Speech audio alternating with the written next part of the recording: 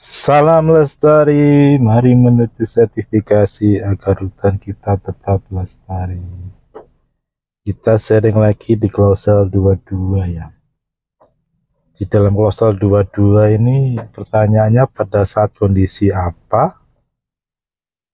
Klausel 22 ini tidak berlaku alias not applicable, alias tidak perlu diverifikasi, dan alias auditor tidak perlu menanyakan atau auditor tidak perlu memverifikasi klausel 22.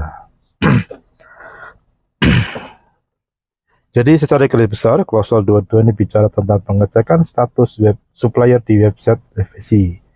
Jadi pada saat auditor datang, maka dia punya kewajiban mengecek klausel 22. Namun di kondisi apa klausel 22 ini tidak perlu dilakukan pengecekan, auditor tidak perlu mengecekan. Jadi auditor juga harus paham, begitu melihat skop di dalam skema FSC COC, maka dia akan melihat skop input, product group, sama FSC claim, dan kode-kode product group. Jadi kondisi yang tidak applicable atau tidak akan diverifikasi, yang pertama untuk produk-produk kayu dan sejenisnya ya, solid wood atau apapun, adalah produk-produk kayu yang berasal dari bongkaran rumah, bongkaran kereta, bongkaran apa lagi ya, bekas-bekas jendela, bongkaran kandang sapi, di mana dikategorikan kayu tersebut sebagai reclaim material, atau bahasa sederhana di Indonesia itu kayu bekas. Artinya kayu sudah dipakai sekian lama dan dipakai sebagai bahan baku proses produk FSC claim, outputnya FSC recycle. Jika kondisi tersebut itu ada, maka tidak perlu klausel 22 dilakukan pengecekan oleh pihak auditor.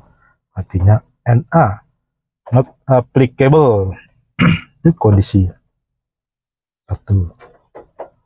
Kondisi 2-nya, untuk bahan baku yang berasal dari kertas dan sejenisnya,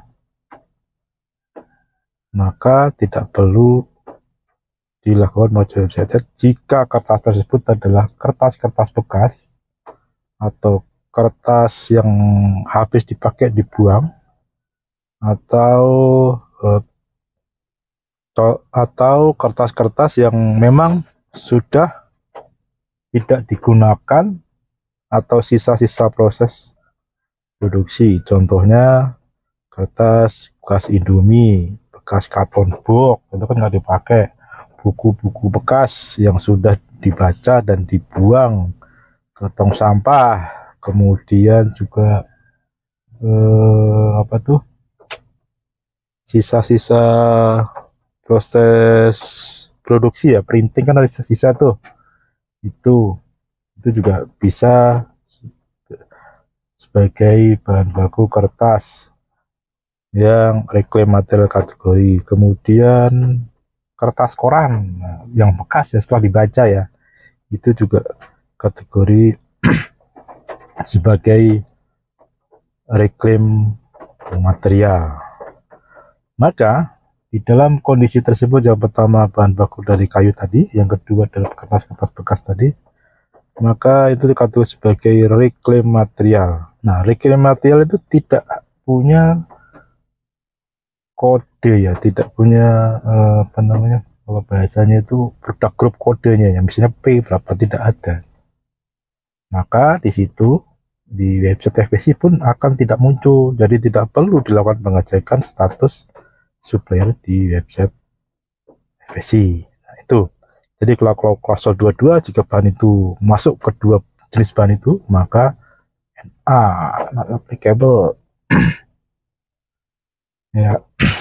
Kemudian bagaimana menjustifikasi bahwa itu bahan baku reclaim material? Nah, itu di klausel selanjutnya ada standar sendiri 40007 kalau nggak salah, itu untuk bahan baku yang menggunakan reclaim material. Kita akan bahas mungkin di sesi selanjutnya, tetapi di sini kita hanya bahas klausul 22 berkaitan dengan bahan baku kategori reclaim material. Ya, itu saja dari saya. Salam lestari. Terima kasih.